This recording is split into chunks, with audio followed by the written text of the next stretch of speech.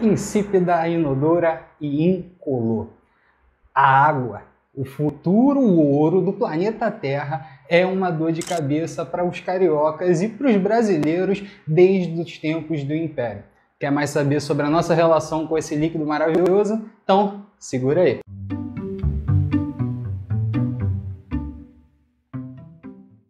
E antes de começar mais uma história para vocês, mais um plano, eu já deixo aquele recadinho. Não dá mole, cara, não dá mole. Não dá mole de quê? Não dá mole de tu arregaçar o dedo nessa sineta aí para tu não sequelar e tu não esquecer que vai ter vídeo novo do canal Planos de História. E não é só nos dias atuais que a relação do brasileiro, especialmente de paulistas e cariocas, com a água não é simples. Desde os tempos do Império, na verdade, desde que as primeiras cidades começaram a se formar, o critério de ter acesso à água sempre foi fundamental. Então tu já tem que botar no teu coração, porque na cabeça tu esquece que acesso à água é uma questão humana.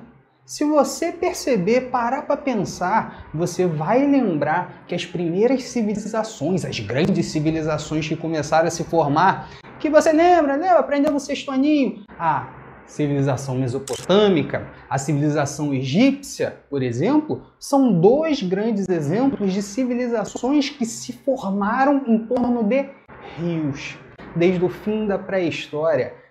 As cidades começaram a ser formadas, vilas começaram a ser formadas em torno da água. Então a água sempre foi fundamental. E aqui no Brasil não foi diferente. E especialmente quando a gente estuda o século XIX. Estudando o século XIX, você vai começar a perceber que o acesso à água aqui no Brasil sempre foi precário. Isso, quando eu estou falando da precariedade, eu estou dizendo especificamente nas grandes cidades, como Recife, Salvador, Porto Alegre, São Paulo, Rio de Janeiro, só para deixar algumas citadas. Mas vamos pensar além. Naquela época, até pouco tempo atrás, na verdade, no século XX, as bicas, os chafarizes e as fontes, eles foram a principal fonte de água do brasileiro. Você, brasileiro, pobre, trabalhador, você não teria água encanada naquela época. Você teria que ir até o chafariz, ou até uma fonte, ou até uma bica próxima da tua casa. Todo mundo com lata d'água na cabeça, fazendo aquela peregrinação atrás da água. Então, a água sempre foi um problema. Tá, professor? Porra, mas tu tá dizendo que a água é um problema. Então a água que sai, que chega no chafariz, chega lá como? Por que não vai direto para a casa das pessoas? Tu tem que lembrar que esse sistema de saneamento, esgoto, serviços de água e esgoto até hoje é precário no Brasil. Agora imagina naquela época. Somente as casas mais ricas começaram a ter acesso à água encanada. Nós, meros mortais, teríamos que carregar a lata d'água na cabeça até o chafariz. E da onde vem a água desse chafariz? Da onde? Deus? Não. Do alto dos principais morros que ainda existiam como florestas naquela época, onde encanamentos traziam diretamente para os chafarizes. Os chafariz, ou as fontes, ou as bicas, costumavam ficar em locais específicos, lugares centrais de fácil acesso para as pessoas. E claro, o uso da água nas fazendas sempre foi fundamental, porque tu que já é sagaz em geografia, você tem noção que a quantidade de água que a agricultura usa é gigantesca. Agora, como é que as fazendas faziam para ter acesso à água? As fazendas costumavam ser gigantescas e muitas delas costumavam ter riachos, rios, fontes de água dentro do seu terreno. Mas a água ela começou a ser utilizada para outros fins dentro das fazendas, como por exemplo nas fazendas de café, as pessoas começaram a utilizar a água para amolecer os grãos antes de iniciar o processo de fazer aquele grãozinho do café virar o café, aquele líquido maravilhoso que todo mundo ama. E nas grandes cidades, o uso da água não fazia muito sucesso com o banho. A história do banho, relaxa, você vai saber um dia. Mas o uso da água nas grandes cidades, e especialmente ali um pouquinho antes da metade do século XIX, surge a indústria das lavadeiras. Lavar roupa como um serviço passa a ser um dos serviços mais requisitados. Só para tu ter noção, no chafariz do Campo de Santana, que fica ali no centro do Rio de Janeiro, ali no Campo de Santana tinha um chafariz que abastecia de água cerca de 2.000 lavadeiras. E isso é para você ter noção da dimensão do uso da água já desde o século XIX. A população está crescendo e com a população crescente a necessidade de água potável ela era fundamental, mas a água potável era um problema grave. Só para ter noção, o gosto e a cor, a aparência da água variava dos vários lugares. Como não tinha um saneamento direitinho, bonitinho, cara, as pessoas bebiam as águas das mais variadas possíveis. Às vezes tu olhava a água assim, a água toda marrom. Mas aí chega o maluco e fala, não, relaxa, pode beber. Geral aqui na cidade bebe, ninguém morre não. E tu fica com aquela cara, porra, tem certeza? Aí tu vai, bebe, aí tu vê, não passei mal, mas tem um gostinho de terra. Aí a outra tu vê que não tá marrom, mas ela tá com uns pedacinhos. Aí a pessoa fala, relaxa, relaxa, isso aí, ó. Tu se sente mal no início, mas depois fica bonzinho. Aí tu vai e bebe, essa tem um gosto de ferro. O gosto da água também era muito variado. As doenças com relação à água suja, fontes de águas ruins, ela é muito grande. E falando sobre água ruim e lavadeiras, lá em Salvador tem relatos de que as lavadeiras, enquanto estavam no rio lavando suas roupas, ela dividia um espaço com jacarés. Porra, tu já tá falando assim, caraca, essa mulher é sinistra mesmo, ela tá dividindo espaço com roupa e jacaré, ela é braba. Mas não para por aí, porque ela também estava dividindo espaço com esgoto, porque as pessoas jogavam em baldes, em tonéis grandes, seus excrementos. E onde é que tu jogava esse negócio de novo? No aterro sanitário? Não, é jogar no rio. No rio de onde? No rio da mulher que lava a tua roupa. Então é bosta, roupa limpa e jacaré. Esse é o pique do Brasil do século XIX. Até mesmo a concorrência dentro dos chafarizes era existente. Você tem que entender o chafariz, a bica, como pontos de sociabilidade, onde as pessoas buscam fazer trocas de fofocas, onde acontecem muitas brigas. Por exemplo, o chafariz que existia no Largo da Carioca, também no centro do Rio de Janeiro, precisava ser patrulhado sempre. Estilo carioca é assim, né, cara? Desde antes do bagulho aqui ficar esquisito pra caramba, já precisava de polícia para coisas à toa. As pessoas não conseguiam ficar sem brigar nessa cidade desde o tempo do Império. Impressionante isso. Eu acho isso muito curioso mesmo. Mas tu tem que se ligar que há uma disputa dos chafarizes, especialmente em tempos de seca.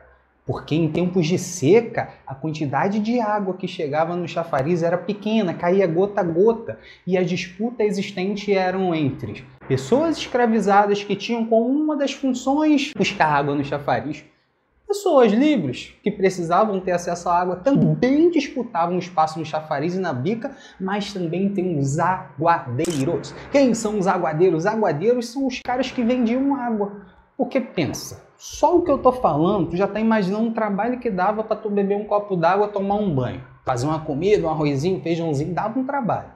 Então, como que se facilitava esse trabalho? Com os aguadeiros. Os caras ficavam, na época de seca, horas e horas no chafariz ocupando, e são vários aguadeiros, depois eles saíam carregando nas suas caçambas vários tonéis de água para vender de porta em porta. E os aguadeiros e os escravos carregadores de água, eles costumavam sempre se bicar, sempre se tretar. Então, guarda no teu coração pela terceira, acho que é a terceira ou quarta vez, né? Guarda no teu coração isso. Isso o que, professor? Isso o que? Guarda no teu coração o canal Planos de História, dá aquela curtida no vídeo, segue, se inscreve, segue lá no Instagram. Até que no Rio de Janeiro, em um artigo de jornal, o engenheiro Paulo de Fronten, ele fala assim, olha só, me dá um trocado na mão, banca a obra que eu trago em 6 dias, 15 milhões de litros de água. Só basta o Estado do senhor imperador Pedro II querer. E aí, senhor Pedro II, você vai querer? Aceita o desafio? Não é que deu certo? Esse artigo de jornal fez muito sucesso porque as reivindicações das pessoas com a falta de água já era grande numa cidade como Rio de Janeiro, que estava crescendo a população exponencialmente falando. Então, Paulo de Fronten ele tem uma ideia, cara, no entorno da cidade existem um monte de colinas, existem um monte de fontes de água. São exemplos de lugares afastados do centro do Rio de Janeiro, mas que tinham acesso à água. Então Paulo de Fronten falou, vou trazer água de lá, só me dá o dinheiro que eu faço o encanamento lá, fica tudo show de bola. E de fato, foi uma obra que funcionou, mas com a sociedade carioca crescendo cada vez mais, a necessidade de mais e mais água, de mais obras de captação foi crescente.